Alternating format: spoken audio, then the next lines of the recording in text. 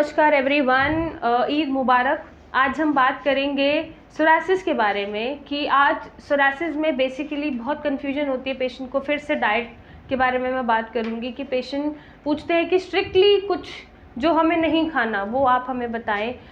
तो आज मैं ऐसे फूड्स के बारे में बताऊंगी जो सोरासिस में आपको बिल्कुल नहीं खाने, जो वर्स कर देते हैं सोरासिस को या एग्रावेट कर देते हैं। उसमें सबसे पहले आता है आपका रेड मीट। रेड मीट में हम इंक्लूड करते हैं चिकन, मटन, और उसके अलावा आप अंडे अगर डेली सेवन करते हैं अंडों का तो वो भी आपको छोड़ना पड़ता है। आप अंडे जैसी चीज़ नहीं खाएंगे डेली, क्योंकि इनका जो ये प्रोटीनिशियस होते हैं ज़्यादा नेचर में, और प्रोटीन को बॉडी में पचाना टाइम टेकिंग होता है कंपैरेटिवली और फूड से। तो जब पचाने में टाइम टेकिंग हो जाता है तो ऑब्वियसली मेटाबॉलिज्म स्लो हो जाता है और आपका पेट गड़बड़ करने लग जाता है, आपके स्टूल्स गड़बड़ करने लग जाते हैं, जिसकी वजह से सोरासिस एग्रावेट होता है। नेक्स्ट जो आप बिल्कुल नहीं खाएंगे वो है दही, पनीर। डेयरी प्रोडक्ट्स की मैं बात करूं तो डेयरी प्रोडक्ट्स में आप दही, पनीर, चीज़ बिल्कुल नहीं खाएंगे। इसके अलावा डेयरी प्रोडक्ट में अगर आप चाहते हैं तो डबल टोन्ड या स्किम्ड मिल्क पी सकते हैं, मलाई निकाल के दिन में एक बार। इसके अलावा जो भी डेयरी प्रोडक्ट्स होते हैं, स्पेशली दही पनीर पे लोग बहुत फोकस करते हैं, चीज़ पे बहुत फोकस करते हैं, तो वो प्रोडक्ट्स आप नहीं खाएंगे। नेक्स्ट आपको अवॉइड करने की ज़रूरत है बहुत ही स्पाइसेस। जो भी लोग बहुत एक्स्ट्रा स्पाइसेस, गरम मसाला, रेड मिर्ची पाउडर, बहुत तीखा खाना पसंद करते हैं, वो आपको कट डाउन करना पड़ेगा। बहुत स्पाइसेस नहीं खा सकते।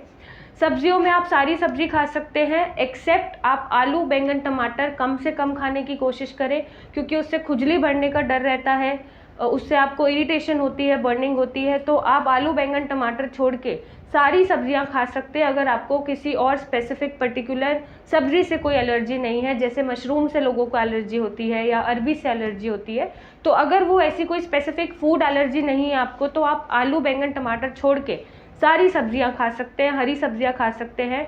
नेक्स्ट अगर दाल की बात मैं करूं तो दाल आप सारी ले सकते हैं, बट मूंग, मसूर और मोट को प्रेफर करेंगे तो डाइजेस्टिव ट्रबल्स आपके कम होंगे। बाकी आप चपाती ले लीजिए। लोग ग्लूटेन फ्री खाना खाते हैं, लोग व्हीट छोड़ देते हैं, ऐसा कुछ करने की ज़रूरत नहीं होती।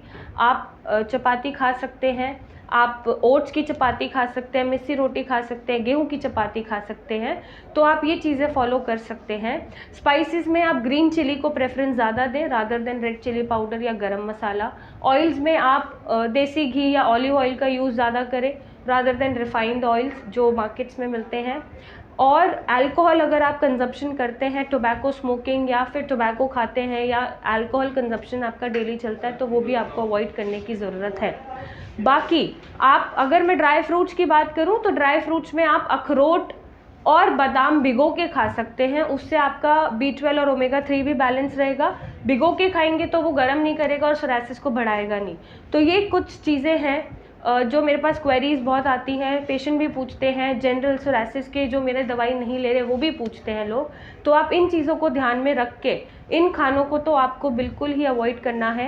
बाहर का प्रोसेस्ड फूड, केन फूड और जंक फूड आपको बिल्कुल छोड़ देना है। अब स्पेसिफिकली मैदे की मैं बात करूँ तो आप मैदे से बनी चीज़ें नहीं खाएंगे। आप बेसन, गेहूँ से बनी चीज़ें खा सकते हैं, बट मैदा आप प्रेफर नहीं करेंगे। तो ये चीज़ों को आप ध्यान में रख के अगर डाइट फॉलो करते हैं तो आपका सोरासिस बढ़ने से भी रुकेगा और जो सोरासिस हुआ है वो कंट्रोल होना स्टार्ट हो जाएगा। बाकी स्विच कर सकते हैं नमक को, सेंधा नमक स्विच करें आप। अगर नॉर्मल सॉल्ट आप खा रहे हैं तो आप सेंधा नमक खाइए, वो ज़्यादा प्रेफरेबली बैलेंस्ड नमक होता है। आपका सोडियम पोटेशियम भी बैलेंस हो जाएगा और टेस्ट भी आएगा खाने में, क्योंकि कुछ डॉक्टर्स नमक तक छुड़वा देते हैं सोरासिस में, बट आप नमक बिल्कुल मत छोड़िए, आप सेंधे से रिप्लेस करिए, क्योंकि उसमें आपका sodium potassium electrolyte balance body में बना रहेगा, वो लेवल्स डाउन नहीं होंगे और आपको चक्कर नहीं आएंगे या सर नहीं चकराएगा। तो इन चीज़ों को ध्यान में रख के अगर आपको सोरासिस है तो आप डाइट में ये बदलाव लाइए। और फ्रूट्स में आप प्रेफरेबली एप्पल, अनार, चीकू, पपाया, आप अगर इन्हें इंक्लूड करते हैं, नाशपाती है, पियर है, वाटरमेलन है, खरबूजा है, ऐसे ही फल अगर खाते हैं तो सोरासिस आपका नहीं बढ़ेगा। आप खट्टे फल नहीं खा सकते, तो संतरा, मौसमी और जो भी खट्टे फ्रूट्स होते हैं वो आपको अवॉइड करने की ज़रूरत है। तो आप ये बदलाव लाइए और हमें बताइए आपका सोरासिस ठीक हो रहा है या नहीं हो रहा। साथ ही साथ मेरे पेशेंट की ज़बानी सुनेंगे। पेशेंट ने हमें दूर बैठे घर से ट्रीटमेंट लेते हुए वो ठीक हो गई हैं और वीडियो भेजा है, फीडबैक शेयर किया है। तो आप मेरे पेशेंट की ज़बानी सुनिए कि पेशेंट कैसे ठीक हुए, कैसा ट्रीटमेंट उन्होंने लिया और अपने सोरासिस को ठीक करने का कॉन्फिडेंस लाइए। आज मैं अपने बारे में कुछ बताना चाहती हूँ, क्योंकि मैं फ़िलहाल में सोराइसिस पेशेंट हूँ नहीं थी। फ़िलहाल में अभी मैं ठीक हूँ। मैं ऐसे ही वीडियो देख रही थी और वीडियो देखते देखते मुझे पता चला, एक रोज़ मैंने वीडियो देखा डॉक्टर मेघा चतुर्वेदी जी की, और फिर मैंने विश्वास की और डॉक्टर हेल्थ से मैंने ट्रीटमेंट लेना शुरू की। मुझे गाइड किया डॉक्टर अलका जी ने, और उन्होंने गाइड के साथ साथ बहुत सरलता के साथ मुझे समझाया और मैंने भी विश्वास की। मैं करीब 12 साल से इससे पीड़ित थी। मैंने होम्योपैथी, अंग्रेजी दवा दुआ सब की, और उसके करने के बाद मैं परेशान हो गई थी। बहुत ज़्यादा मैं परेशान रहती थी। साथ में मुझे पढ़ाई भी करनी थी, और मैं करीब अभी 9th पास करके अभी 10th में गई ही थी कि मुझे जून जुलाई में ये बीमारी हुई, और एकदम से हुआ तो मुझे पता नहीं था। हालांकि मुझे ही नहीं पता था, ये थोड़ा सा किसी को नहीं पता था। इलाज तो चल रहा था, लेकिन इलाज बस वो नाम मात्र का था। उससे मुझे कुछ भी वो नहीं होता था, पर लेना तो था मुझे इलाज। मैं इलाज लेती थी, और फिर मैं यहाँ का सब चीज़ इलाज छोड़ के अगले साल से लगभग 1 साल से मैंने ये दवा खाई हूँ। हाँ, मैं 1 साल से, और अभी मैं एकदम बिल्कुल ठीक हूँ। बिल्कुल ठीक हूँ, मैं ये नहीं कहूँगी, मैं बिल्कुल ठीक हूँ। और बस मैं यही करती हूँ, मैं किसी को दबाव नहीं डाल रही हूँ, लेकिन मैं ये कह रही हूँ कि आप लोग यहाँ से ट्रीटमेंट लें। आप खुद लेंगे 1 से 2 महीना 3 महीना, आपको पता चल जाएगा। क्योंकि अंग्रेजी दवा खाने के बाद थोड़ा सा अजीब उलझन, शरीर में सूजन, हमको लगता है ऐसा रहता है। पेट भी नहीं सही रहता है। मैंने जब यहाँ का इलाज लेना शुरू की तो मुझे लगभग करीब 1-2 महीने के बाद ही मुझे महसूस होने लगा कि नहीं, मैं ठीक हो रही हूँ। लेकिन उसके बाद कोरोना काल में मैं बीमार पड़ी कई बार, और ये भी मैं कहूँगी कि मैंने परहेज़ में भी कमी बरती थी। बीच में मैं परहेज़ में कमी बरती थी, क्योंकि मैं मैम का दोष नहीं दूँगी। उस समय मैं खुद परहेज़ में गलती बरती थी, और उसके बाद मुझे थोड़ा सा दिक्कत होने लगी। फिर मैंने मैम से पूछा तो मैम ने बोला कि आप परहेज़ कर रही हैं। फिर मैंने मैम से झूठ बोली, मैम से मैं झूठ बोली। मैम बोली आप परहेज़ सही से करो, दवा लो, विश्वास करो, ठीक हो जाओगी। फिर मैं ट्रीटमेंट ली, साथ में परहेज़ की, और अब मैं बिल्कुल ठीक हूँ। अभी मैं परहेज़ कर रही हूँ।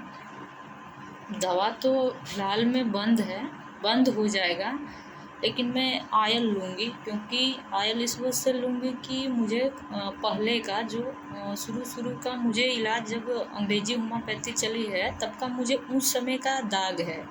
ये जब मैम ने इलाज किया तो मुझे दाग नहीं है मेरे शरीर पे बिल्कुल भी, लेकिन पहले का जो था वो दाग है। तो उसको दाग को सही करने के लिए मैं वो आयल लूँगी अभी फ़िलहाल, जब तक वो मेरी दाग सही ना हो जाए शरीर की।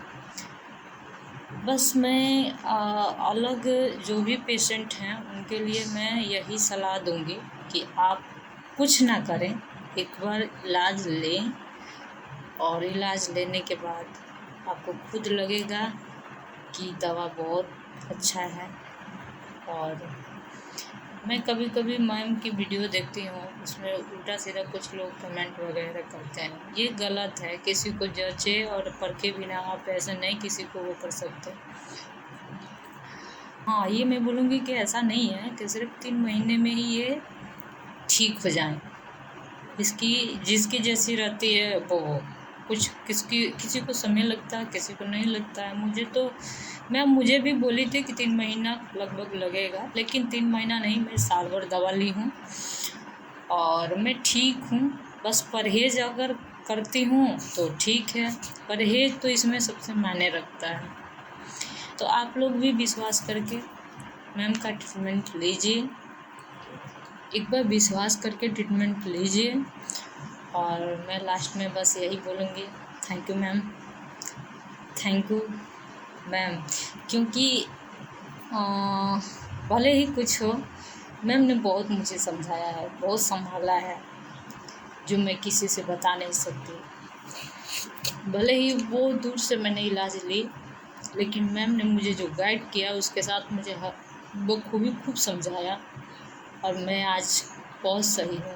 मैं मैम को थैंक यू बोलती हूँ, मैं मैम को थैंक यू बोलती हूँ। Thank you ma'am, thank you ma'am.